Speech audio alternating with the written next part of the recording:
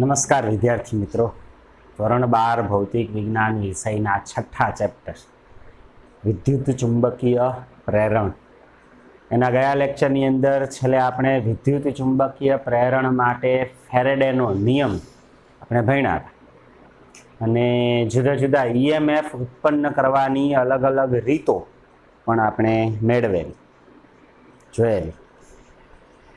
ત્યાર પછી ટેક્સ્ટમાં ઉદાહરણ આપેલા છે. તો સૌપ્રથમ ઉદાહરણ 6.1 ઉદાહરણ 6.1 રકમ કંઈક આવી છે, જુઓ ટેક્સ્ટમાં. પ્રયોગ 6.2 ને ધ્યાન પર લો. ફેરેડેના 3 પ્રયોગો આપણે ભણ્યા, એમાંથી બીજો પ્રયોગ કે જેમાં આ રીતે આવું વાહક તારનું આમ ગૂંચળું છે. એ ગૂંચળાના બે છેડા વચ્ચે એક ગેલ્વેનોમીટર, સંવેદનશીલ ગેલ્વેનોમીટર જોડાયેલું છે. આ ગૂંચળાને નામ આપ્યું હતું C2. બીજું એક ગૂંચળું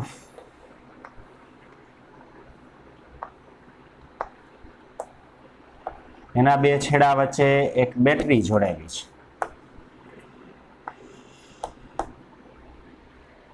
આપીએ C1, આ બેટરીનું EMF E છે. આમાંથી પ્રવાહ પસાર કરી અને નજીક દૂર લઈ જાય ત્યારે આપણે જોયું હતું ફેરેડેના પ્રયોગમાં ગેલ્વેનોમીટર આવર્તન દર્શાવે છે. C2 ની સાપેક્ષે C1 જ્યારે ગતિમાં હોય, નજીક આવે કે દૂર જતું હોય ત્યારે એ ગેલ્વેનોમીટર આવર્તન દર્શાવે છે. આ પ્રયોગ ધ્યાન પર લો. પછી બે પ્રશ્ન પૂછ્યા છે. પહેલો પ્રશ્ન છે એ ગેલ્વેનોમીટરનું કોણાવર્તન, ગેલ્વેનોમીટરમાં મોટું કોણાવર્તન મેળવવા માટે તમે શું કરશો? ગેલ્વેનોમીટરમાં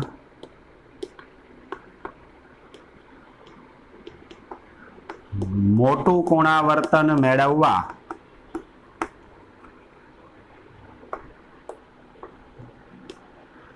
તમે શું કરશો? તો ગેલ્વેનોમીટરમાં મોટું કોણાવર્તન ક્યારે મળે? કે જ્યારે મોટો પ્રવાહ પ્રેરિત થાય. તો મોટો પ્રવાહ પ્રેરિત કરવાની રીત અલગ અલગ જોઈએ. તો પહેલી રીત, C2 ગૂંચળાની અંદર નરમ લોખંડનો નળાકાર મૂકી દે. અહીંયા નરમ લોખંડ છે એનાથી આ C2 નળાકાર ભરી દે અંદરના વિસ્તાર. C2 ગૂંચળાની અંદર નરમ લોખંડનો નળાકાર મૂકતા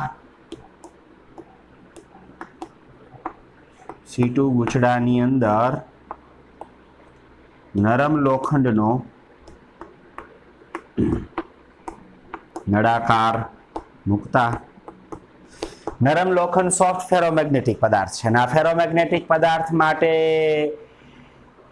ચુંબકીય પરમિએબિલિટી અથવા સાપેક્ષ પરમિએબિલિટી છે એ વધુ હોય. તે પરિણામે ચુંબકીય ક્ષેત્ર અનેક ગણું વધી જાય. ચુંબકીય ક્ષેત્ર અનેક ગણું વધી જાય તો ફ્લક્સમાં અનેક ગણો વધારો થાય. ફ્લક્સમાં ફેરફાર વધુ થાય તો વધુ EMF, વધુ પ્રવાહ પ્રેરિત થાય. ગેલ્વેનોમીટર વધુ કોણાવર્તન દર્શાવે. આમ ગૂંચળા C2 ની અંદર નરમ લોખંડનો નળાકાર મૂકવાથી એ પ્રવાહ વધશે, ગેલ્વેનોમીટર મોટું કોણાવર્તન દર્શાવશે. ગેલ્વેનોમીટરમાં મોટું કોણાવર્તન મેળવવા માટેની બીજી રીત છે, અહીંયા ચુંબકીય ક્ષેત્ર ઉત્પન્ન થવાનું કારણ અહીંયાથી રચાતો પ્રવાહ છે. આ પ્રવાહ વધારવા માટે આ બેટરીનું EMF વધારી દે. C1 ગૂંચળામાં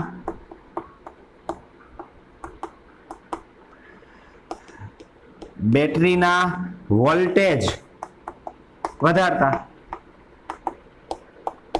C1 ગૂંચળામાં જે બેટરી જેના વોલ્ટેજ કે EMF છાપેલા છે એને વધારી, મોટે આ EMF વાળી બેટરી જોડીએ. વધુ EMF વાળી બેટરી જોડીએ તો પ્રવાહ વધુ રચાશે.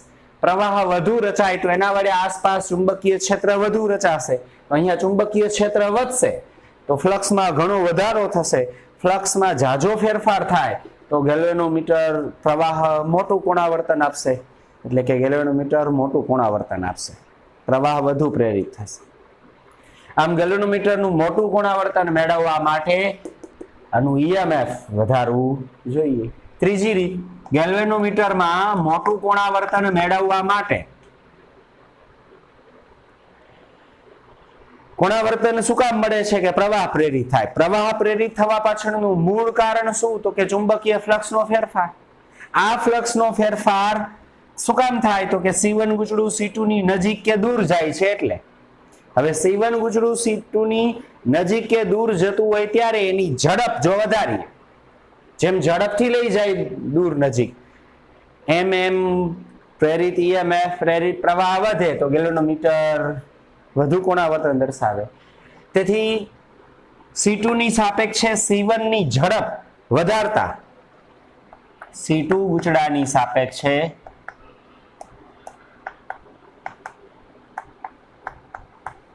C1 ગુચડાની ઝડપ વધારતા, જો ઝડપ વધારશું તો ફ્લક્સનો ફેરફારનો દર વધશે અને ફ્લક્સના ફેરફારનો દર પ્રેરિત EMF વધારશે અને EMF વધશે તો પ્રવાહ વધશે અને પ્રવાહ વધશે તો ગેલ્વેનોમીટરનું કોણાવર્તન વધશે. આમ આવી ઘણી બધી રીતે આપણે આ ગેલ્વેનોમીટર છે એનું કોણાવર્તન વધારી શકીએ. બરાબર. બીજો પ્રશ્ન બી, એમાં ને એમાં આગળ ઉદાહરણ 6.1 માં બીજો પ્રશ્ન છે બી. ગેલ્વેનોમીટરની ગેરહાજરીમાં તમે પ્રેરિત પ્રવાહની હાજરીને કેવી રીતે દર્શાવશો? સમજો કે ગેલ્વેનોમીટર નથી તો પ્રવાહ પ્રેરિત થાય છે કે નહીં, કેવી રીતે દર્શાવશો? ગેલ્વેનોમીટરની ગેરહાજરીમાં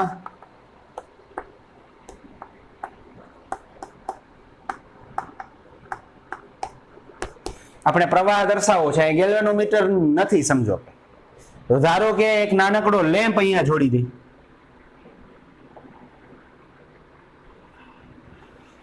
આ લેમ્પ જો પ્રકાશિત થાય ક્યારે? જ્યારે પ્રવાહ વહે ત્યારે. નાનકડો ટોર્ચમાં લેમ્પ હોય ને એવો એક સૂક્ષ્મ નાનકડો લેમ્પ અહીંયા કણે ગોઠવી દઈ. જ્યારે આ ગુચડું C1 C2 ની સાપેક્ષે ગતિ કરતું હશે ત્યારે EMF ઉત્પન્ન થશે એટલે પ્રવાહ પ્રેરિત થશે. ગુચડામાં પ્રવાહ વહેશે તો આ લેમ્પ છે એ પ્રકાશિત થશે. જ્યારે C2 ની સાપેક્ષે C1 સ્થિર હશે ત્યારે બંને એકબીજા વચ્ચે સાપેક્ષ ગતિ નહીં થાય ત્યારે ફ્લક્સમાં ફેરફાર નહીં થાય, EMF કે પ્રવાહ પ્રેરિત નહીં થાય. જો પ્રવાહ જ ન વહે લેમ્પમાંથી તો લેમ્પ બંધ થઈ જશે. આમ પ્રવાહની હાજરીની નોંધ આવા લેમ્પની મદદ વડે. તેથી ગેલ્વેનોમીટરની ગેરહાજરીમાં તેના સ્થાને ટોર્ચમાં હોય તેવો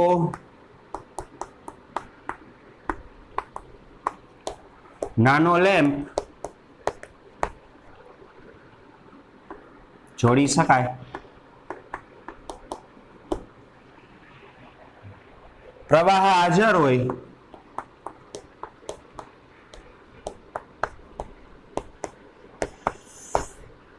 ત્યારે તે પ્રકાશિત થાય, લેમ્પ પ્રકાશિત થાય અને પ્રવાહની ગેરહાજરીમાં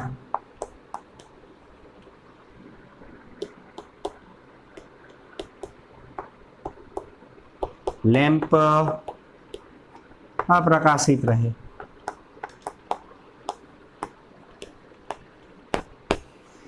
લેમ્પની ગેરહાજરી હોય ત્યારે પ્રવાહની ગેરહાજરી હોય ત્યારે લેમ્પ છે એ અપ્રકાશિત રહે.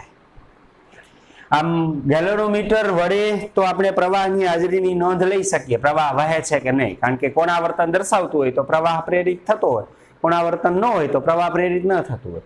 પણ ગેલ્વેનોમીટરની ગેરહાજરીમાં એક નાનકડો લેમ્પ, ટોર્ચમાં હોય એવો નાનો લેમ્પ ગોઠવી અને પ્રવાહની હાજરીની નોંધ લઈ શકાય. લેમ્પ ચાલુ હોય ત્યારે પ્રવાહ હવા પ્રેરિત થાય છે, લેમ્પ બંધ હોય ત્યારે પ્રવાહ પ્રેરિત થતો નથી. આમ આ રીતે આ પરિણામ મેળવી શકાય. તો આ ઉદાહરણ 6.1 છે. ત્યાર પછી ઉદાહરણ 6.2 જોઈએ.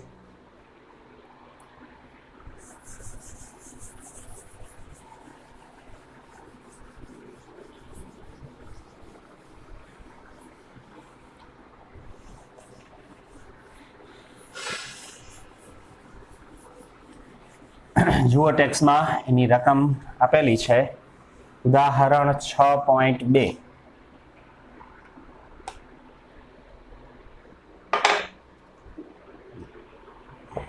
10 સેન્ટીમીટર બાજુવાળી અને 0.5 ઓહમ અવરોધ ધરાવતી એક ચોરસ લૂપ છે.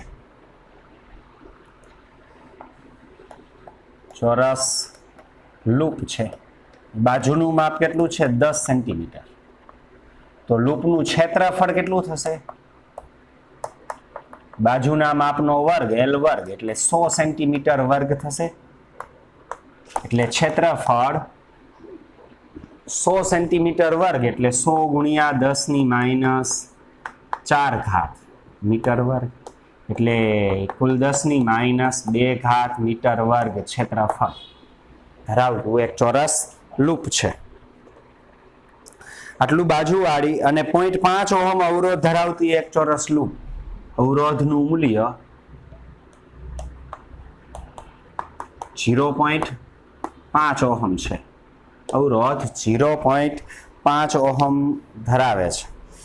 પૂર્વ પશ્ચિમ સમતલમાં ઊભી મૂકેલી છે. પૂર્વ પશ્ચિમ સમતલમાં આ પરિસ્થિતિ આ ગૂંચળું ઊભું મૂકેલું છે.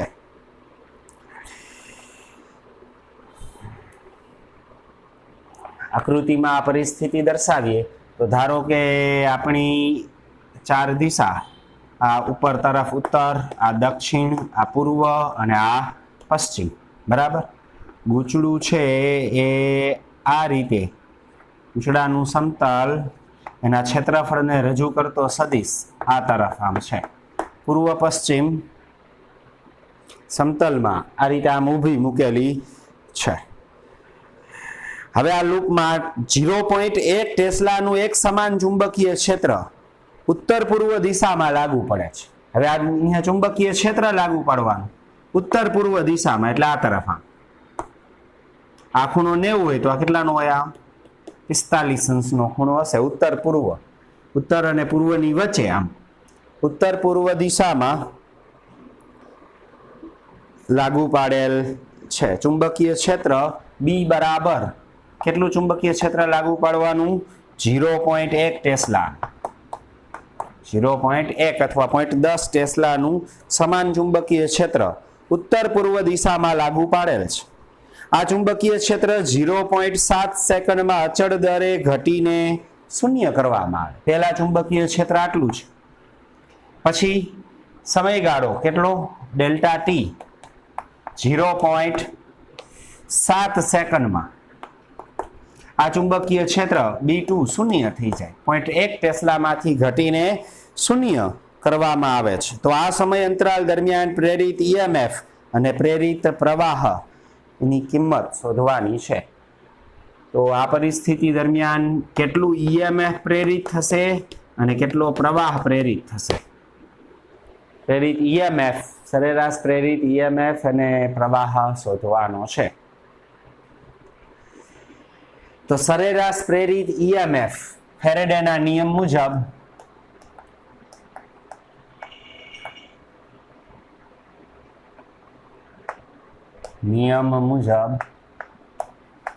સરેરાશ પ્રેરિત EMF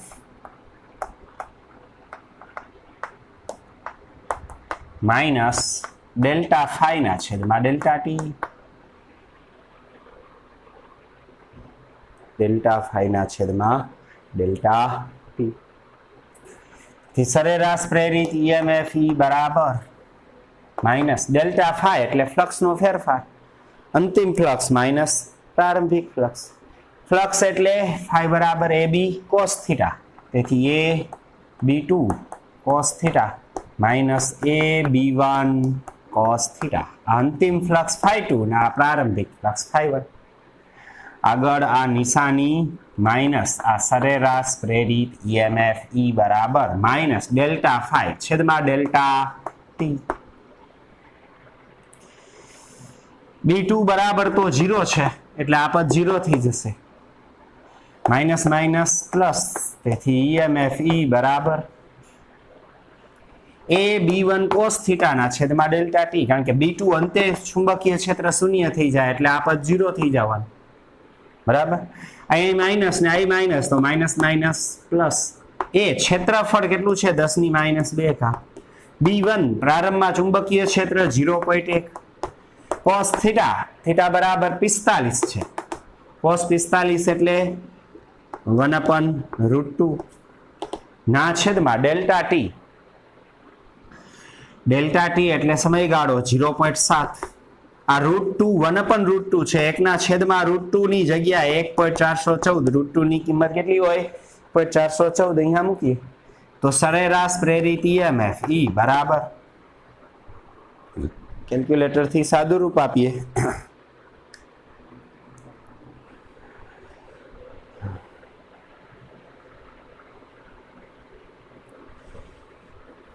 .1 એને ભાગ્યા 0.7 એને ભાગ્યા 1.414 તો પરિણામ મળે છે 0.1010 into 10⁻²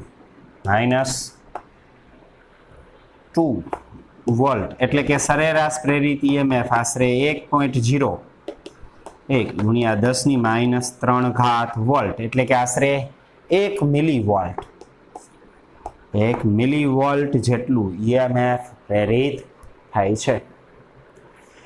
હવે પ્રેરિત પ્રવાહ, પ્રેરિત EMF E બરાબર ઓહમના નિયમ મુજબ આયા તો I બરાબર E ના છેદમાં R. તો પ્રેરિત પ્રવાહ I બરાબર પ્રેરિત EMF કેટલું છે? 1 ગુણ્યા 10⁻³ વોલ્ટ ના છેદમાં R અવરોધ રકમમાં કીધો છે 0.5. 0.5 એટલે 1/2. 1/2 છેદનો છેદ અંશમાં એટલે કે 2 ગુણ્યા 10⁻³ એમ્પિયર, એટલે કે પ્રવાહ 2 મિલી એમ્પિયર રહેશે.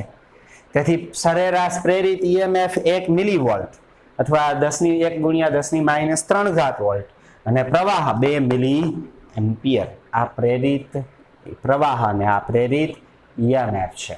બરાબર. તો આ રીતે આ ચુંબકીય ક્ષેત્ર લાગુ પાડી અને શૂન્ય કરી નાખીએ તો પ્રેરિત EMF અને પ્રેરિત પ્રવાહનું મૂલ્ય આટલું મળે. ઉદાહરણ ત્યાર પછીનું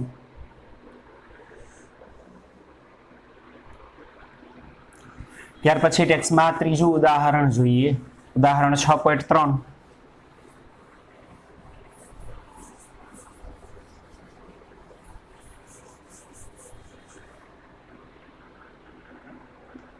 ઉદાહરણ 6.3.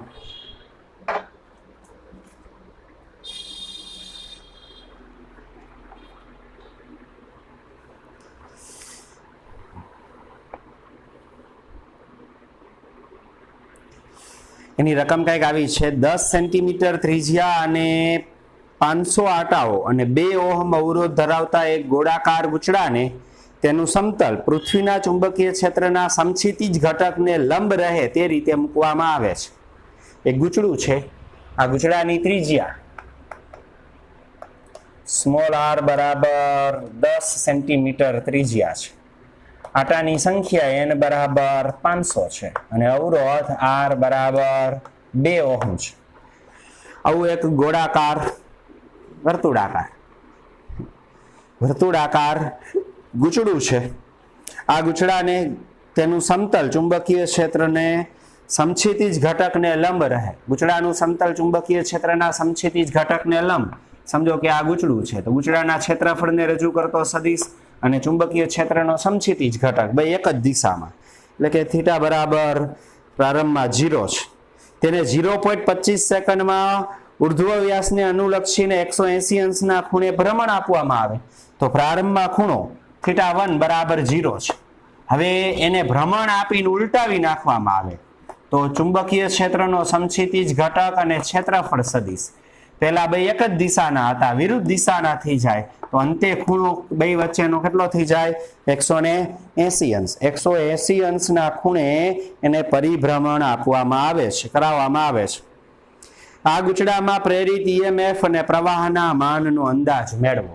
તો કેટલું EMF પ્રેરિત થશે અને કેટલો પ્રવાહ પ્રેરિત થશે તે પૂછેલું છે. આ સ્થળે પૃથ્વીના ચુંબકીય ક્ષેત્રનો સમક્ષિતિજ ઘટક એટલે કે આ ચુંબકીય ક્ષેત્ર B સમછિતિત દિશાનું ચુંબકીય ક્ષેત્ર એનું મૂલ્ય આપેલું છે કેટલું છે 3 × 10⁻5 ટેસ્લા આટલું ચુંબકીય ક્ષેત્ર છે।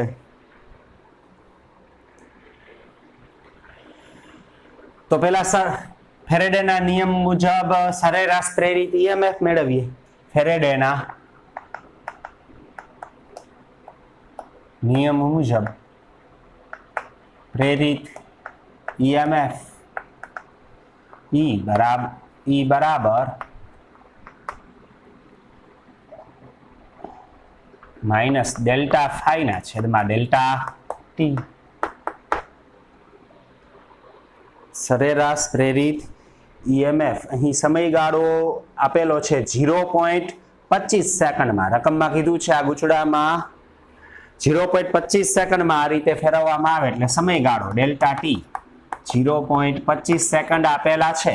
पहला आ स्थिति पछी आ स्थिति चुंबकीय क्षेत्रनुं मूल्य एटलुं ने एटलुं छे मात्र गूंचड़ाने फेरवेलुं छे तो ई बराबर माइनस φ2 माइनस φ1 ना छेदमां डेल्टा टी अंतिम फ्लक्स माइनस प्रारंभिक फ्लक्स माइनस अंते फ्लक्स ए नाटावाळा गूंचड़ानुं फ्लक्स अंतिम N A B cos θ2 minus N A B cos θ1 ना छेदमां डेल्टा टी।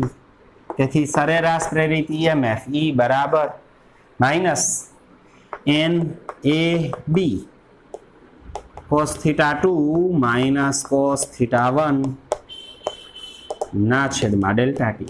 cos θ2 180 अंश એટલે કે પાઈ રેડિયન છે તો θ2 ની જગ્યાએ પાઈ મૂકીએ માઇનસ cos θ1 ની જગ્યાએ 0 મૂકીએ અહીંયા પાઈ અને અહીંયા 0।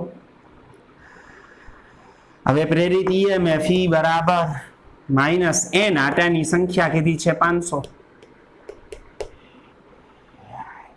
ए क्षेत्रफळ आर त्रिज्याना वर्तुळनुं क्षेत्रफळ पाई आर स्क्वेर गोळा वर्तुळाकार गूंचड़ुं छे तो pi into r square r एटले 0.1 सेंटीमीटर है એટલે કે 10 सेंटीमीटर तो आर वर्ग 100 सेंटीमीटर वर्ग थाय आ 0.1 सेंटीमीटर એટલે 0.1 मीटर 10⁻1 घात मीटर बराबर ने एनो वर्ग એટલે 10⁻2 घात आ एन आटानी संख्या पाई आर स्क्वेर आ क्षेत्रफळ बी चुंबकीय क्षेत्र કેટલું છે 3 × 10⁻5 घात કૌંસમાં cos પાઈ એટલે -1 માઇનસ cos 0 એટલે 1 ना छेदमां डेल्टा टी समयगाळो 0.25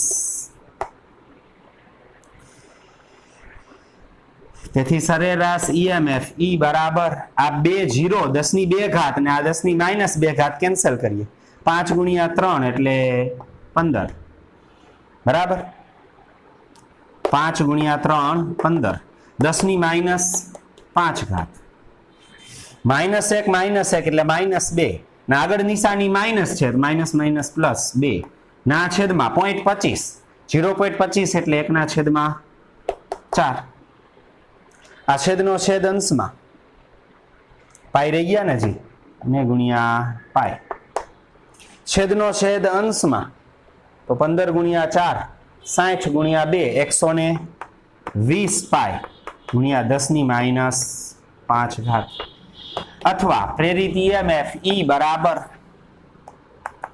120 × पाई एटले 3.14 × 10⁻5 घात 120 × 3.14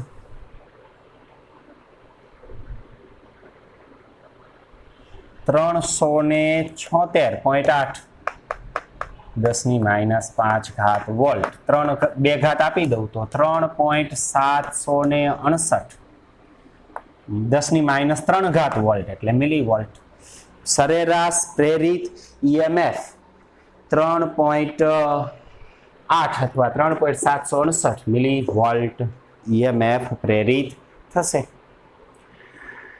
साथे साथे प्रेरित प्रवाह पण पूछ्यो छे तो सरेराश प्रेरित प्रवाह I ओहमना नियम मुजब I बराबर E ना छेदमां R प्रेरित ईएमएफ 3.769 मिली एटले 10⁻3 घात वोल्ट ना छेदमां R अवरोध 2 ઓહમ અવરોધ છે તો આને 2 વડે ભાગી નાખીએ 3.769 એને ભાગ્યા 2 પરિણામ મળે છે 1.884 3.769 ભાગ્યા 2 1.884 10⁻³ એમ્પિયર એટલે કે 1.88 મિલી એમ્પિયર અથવા 1.9 મિલી એમ્પિયર આટલો પ્રવાહ પ્રેરિત થશે બરાબર તો આ સરેરાશ પ્રેરિત ઈએમએફ અને આ પ્રેરિત પ્રવાહ છે I 2 પ્રશ્ન પૂછેલા કે ગુચડું છે એ θ1 બરાબર 0 થી 180 અંશના ખૂણે 0.25 સેકન્ડમાં ફેરવવામાં આવે તો કેટલું ઈએમએફ ને કેટલો પ્રવાહ પ્રેરિત થશે તો પ્રેરિત ઈએમએફ 3.769 મિલીવોલ્ટ અને પ્રેરિત પ્રવાહ 1.9 મિલી એમ્પિયર બરાબર તો આ પ્રેરિત ઈએમએફ અને પ્રેરિત પ્રવાહ છે આ ઉદાહરણ 6.3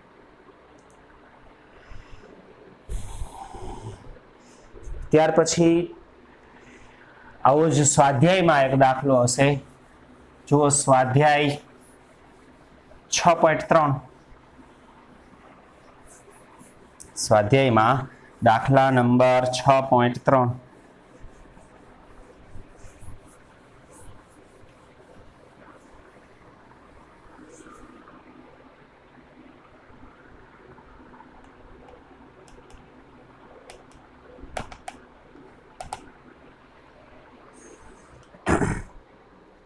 જુઓ ટેક્સ્ટમાં પાછળ સ્વાધ્યાય આપેલું છે એ સ્વાધ્યાયમાં ઘણા બધા પ્રશ્ન અને દાખલાઓ છે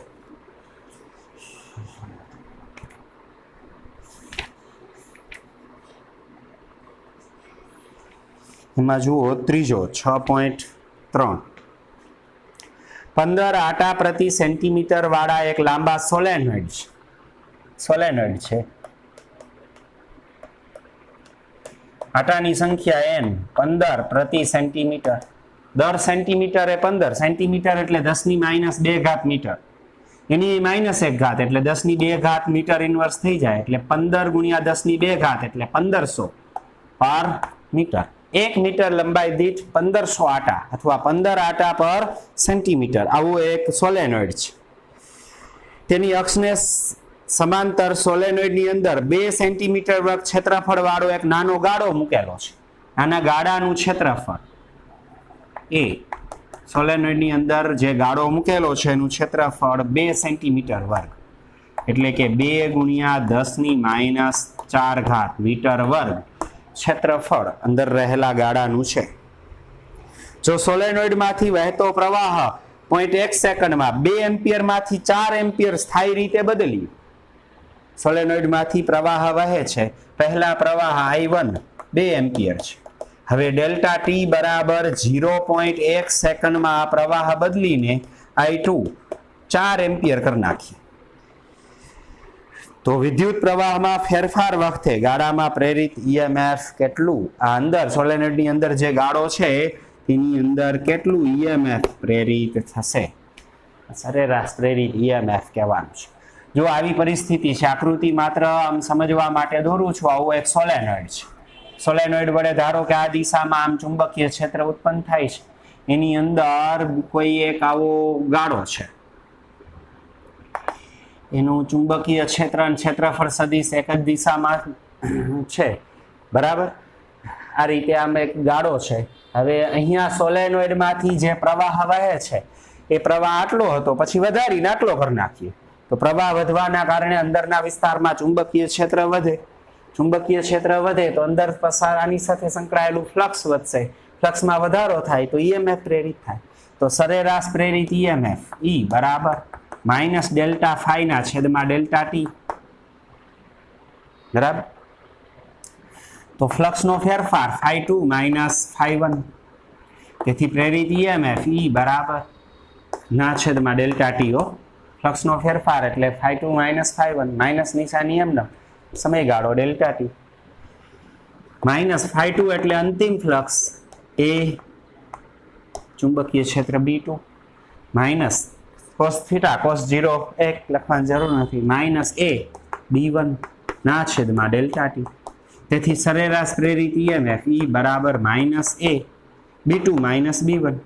B2 એટલે સોલેનોઇડ વડે અંદરના વિસ્તારમાં ઉદ્ભવતું ચુંબકીય ક્ષેત્ર μ0n I2 minus μ0n I1. આ B2 આ B1 ના છેદમાં ડેલ્ટા ટી. તેથી સરેરાશ પ્રેરિત EMF માઇનસ a આ μ0 અને n કોમન કાઢીએ તો કૌંસમાં I2 માઇનસ I1 ના છેદમાં ડેલ્ટા ટી. ક્ષેત્રફળ ખબર છે μ0 4π × 10⁻⁷ n આટાની સંખ્યા ખબર છે I2 અને I1 ખબર છે અને ડેલ્ટા ટી સમયગાળો ખબર છે. બધી જ કિંમત મૂકીએ તો સરેરાશ પ્રેરિત EMF E બરાબર માઇનસ એ ક્ષેત્રફળ કેટલું છે 2 × 10⁻⁴ ઘાત μ0 4 પાઈ એટલે 3.14 × 10⁻7 ઘાત. એકમ લંબાઈ દીઠ આટાની સંખ્યા સ્મોલ n 1500 એને ગુણ્યા I2 માઇનસ I1 અંતિમ પ્રવાહ I2 4 એમ્પિયર પ્રારંભિક પ્રવાહ I1 2 ampere I2 minus I1 4 minus 2 એટલે 2 એમ્પિયર ના છેદમાં ડેલ્ટા ટી સમયગાળો કેટલો છે 0.1. તેથી સરેરાશ પ્રેરિત EMF E બરાબર માઇનસ સાદુરૂપ આપીએ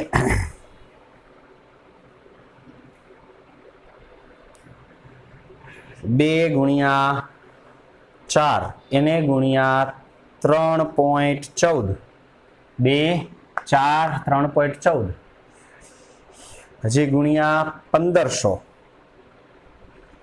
એને ગુણ્યા 2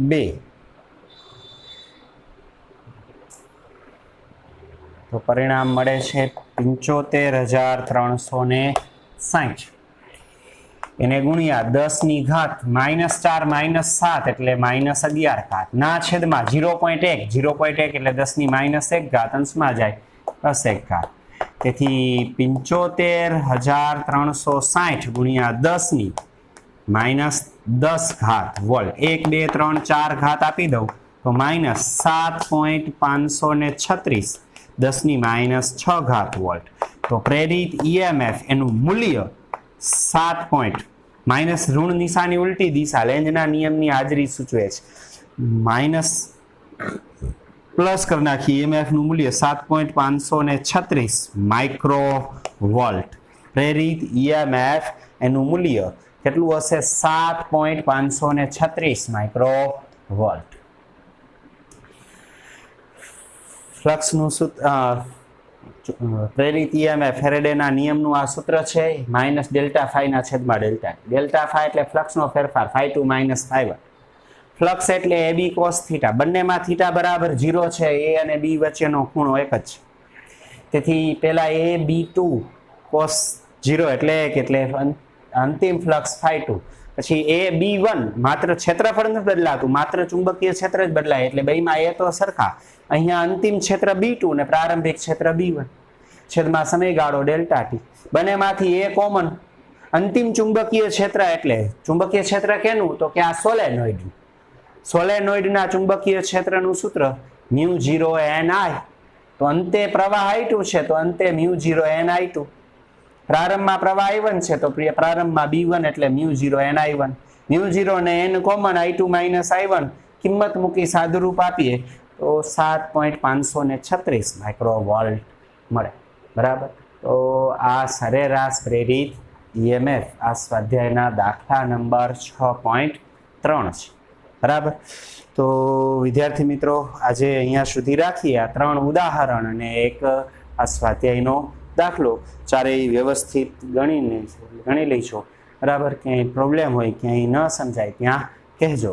સારું ચાલો આજે અહીંયા સુધી રાખીએ. નમસ્કાર.